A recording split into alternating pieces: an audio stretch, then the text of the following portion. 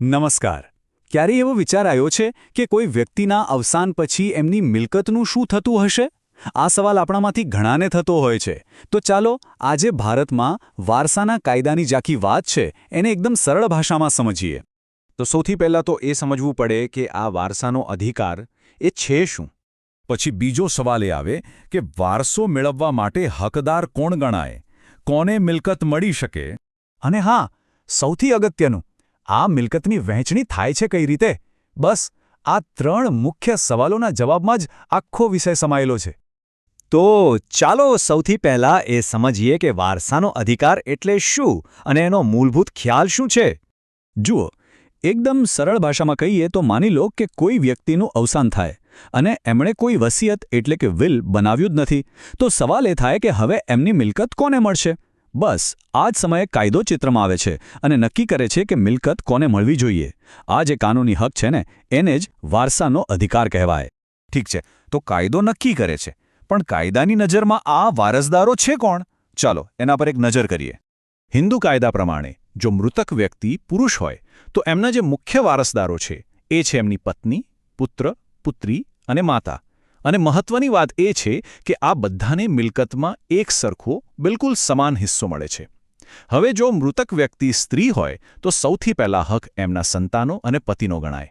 જો એ ન હોય તો પછી એમના માતા પિતા અને એ પછી એમના પતિના વારસદારોનો ક્રમ આવે છે. હવે આખી વાતમાં એક બીજો પણ મુદ્દો છે. એ છે મિલકતનો પ્રકાર. કારણ કે બધી જ મિલકતો માટે નિયમો એક સરખા નથી હોતા. ચાલો જોઈએ કે એમાં શું ફેર છે. જો મુખ્યત્વે બે પ્રકારની મિલકત હોય છે.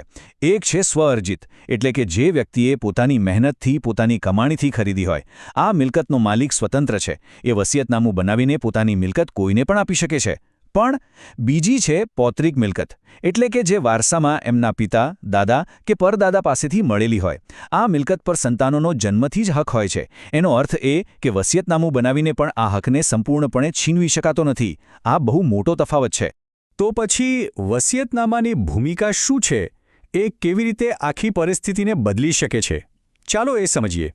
જેમ આપણે હમણાં જ વાત કરી, જો વસિયતનામું હોય તો સ્વઅર્જિત એટલે કે પોતાની કમાણીથી બનાવેલી મિલકતની વહેંચણી બરાબર એમાં લખ્યા મુજબ જ થશે. એમાં કોઈ ફેરફાર નહીં. પણ યાદ રાખજો, પૌત્રિક મિલકતના જે અધિકારો છે એને કાયદાનું રક્ષણ મળેલું છે, ભલે વસિયતમાં કંઈ પણ લખ્યું હોય. ચાલો આ બધી કાયદાકીય વાતોને એક સરળ વ્યવહારુ ઉદાહરણથી સમજીએ, જેથી આખી વાત એકદમ સ્પષ્ટ થઈ જાય.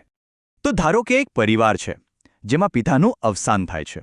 હવે એમના પછી પરિવારમાં છે એમની પત્ની, એક પુત્ર અને એક પુત્રી. તો હવે એમની મિલકતનું શું થશે? કાયદા મુજબ અહીંયા ત્રણ મુખ્ય વારસદારો છે. એટલે મિલકતના ત્રણ સરખા ભાગ થશે. એટલે કે પત્ની, પુત્ર અને પુત્રી ત્રણેયને બરાબર સરખો હિસ્સો મળશે. અહીંયા સૌથી મહત્વની વાત એ છે કે પુત્ર અને પુત્રીના અધિકારોમાં કોઈ ભેદભાવ નથી. બંનેને સમાન હક મળે છે. હવે એક સવાલ એ પણ થાય કે શું એવા પણ કોઈ લોકો છે જેમને વારસાનો હક નથી મળતો? તો હા, સામાન્ય રીતે જે સંબંધીઓ વ્યક્તિના જીવતા જ અલગ થઈ ગયા હોય, અથવા કોઈ ગેરકાયદેસર રીતે દાવો કરી રહ્યું હોય, કે પછી કાયદાની નજરમાં જ કોઈ કારણોસર અયોગ્ય ઠેરવવાના આવ્યા હોય, તો તેમને આ અધિકાર નથી મળતો. તો ચાલો આટલી ચર્ચા પછી જે મુખ્ય મુદ્દાઓ છે, જે ખાસ યાદ રાખવા જેવા છે, એના પર એક છેલ્લી નજર નાખી લઈએ. ટૂંકમાં 4 મુખ્ય વાતો યાદ રાખવાની છે. પહેલું, જો વસિયત ન હોય તો જ વારસાનો કાયદો લાગુ પડે છે. બીજું, દીકરા અને દીકરી બંનેના અધિકાર બરાબર છે. ત્રીજું, વસિયતનામું ફક્ત સ્વઅર્જિત એટલે કે પોતાની કમાણીની મિલકત માટે જ દિશા નક્કી કરે છે. અને ચોથું, પૂર્વજોની મિલકત પર તો જન્મથી જ હક મળી જાય છે. આ બધી વાત જાણ્યા પછી એક સવાલ મનમાં જરૂર આવે છે. શું કોઈની મિલકતનું ભવિષ્ય કાયદાકીય સ્પષ્ટતા વગર ખરેખર સુરક્ષિત છે? આ વિષય પર વિચારવું અને જાણકાર રહેવું એ દરેક માટે ખૂબ જ જરૂરી છે.